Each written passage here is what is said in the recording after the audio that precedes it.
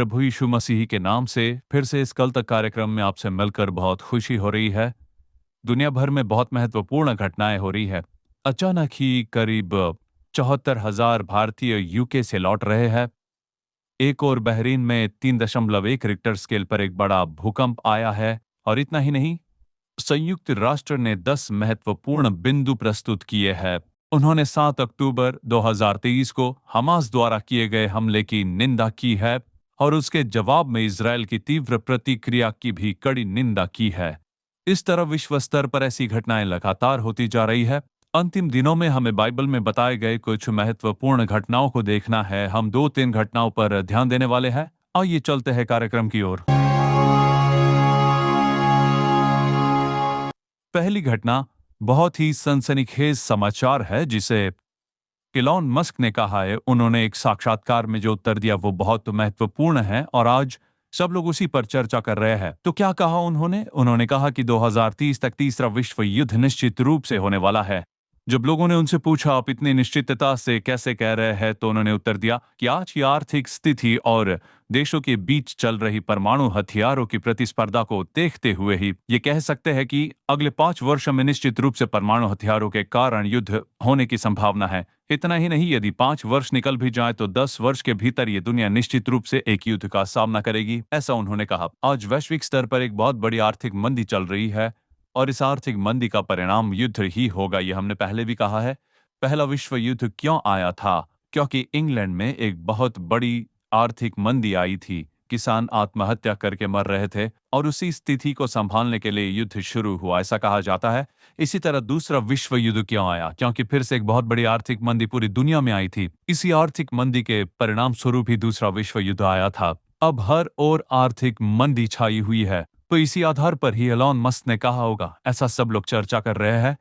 लेकिन Elon Musk पहले ही Trump के साथ व्हाइट हाउस में रहे हैं, इसलिए जब वे इस विषय पर बोलते हैं तो उसे बहुत महत्वपूर्ण माना जाता है। और जब उनकी ये सनसनीखेज बात शांत हुई, तभी एक और बड़ी सनसनीखेज बात व्लादिमीर पुतिन ने कही। उन्होंने क्या कहा, आइए देखते हैं।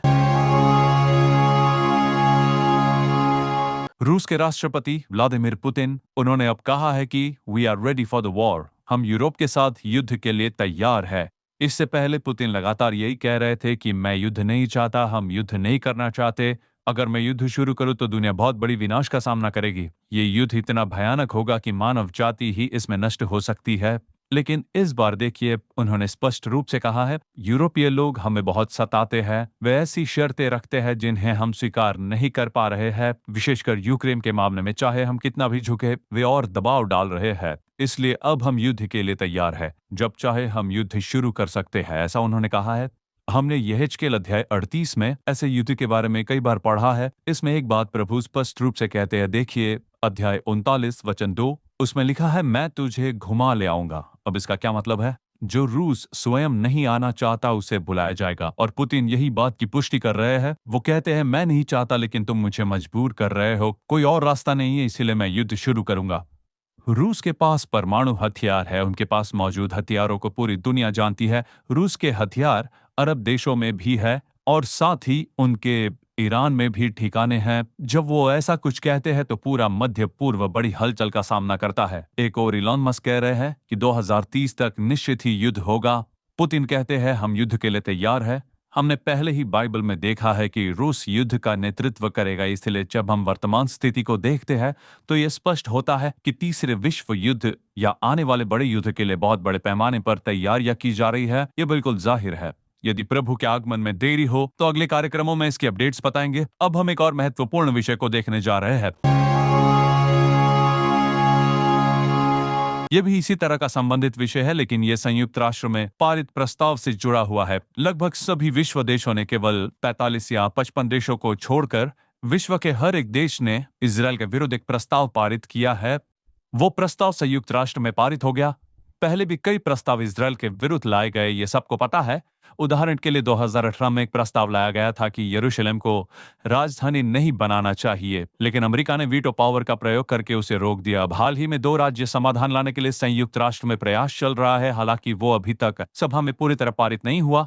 तीसरी और बहुत महत्वपूर्ण बात की गोलन हाइट्स जो सीरिया का क्षेत्र है, इजरायल कहता है कि वो हमारा है। उन्होंने वहां एक बहुत बड़ा सैन्य शिविर स्थापित किया है। कहा जाता है कि वहां से वे अन्य देशों पर निगरानी रखने की स्थिति में है। तो उस गोलन हाइट्स को सीरिया को वापस देना चाहिए, ऐसा कहकर एक प्रस्ताव लाया गया।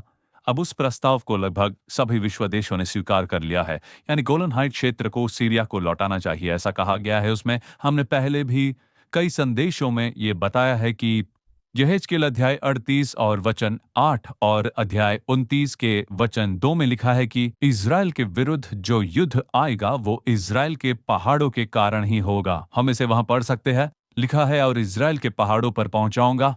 जब पहाड़ों की बात आती है तो हम विशेष रूप से दो पहाड़ों का उल्लेख करते हैं। ये कोई भविष्यवाणी नहीं है, पर हम वही बताते हैं जो बाइबल में लिखा है। दो महत्वपूर्ण पहाड़, एक टेम्पल माउंट और दूसरा गोलन हाइट्स। टेम्पल माउंट जिस पहाड़ पर मंदिर था उसे हमास चाहता है। वो कहते हैं कि उसे फिलिस्तीनियों की राजधानी बनाया जाना चाहिए। वो पहाड़ हमें चाहिए, यही कहकर 7 अक्टूबर 2023 को वो युद्ध शुरू हुआ था।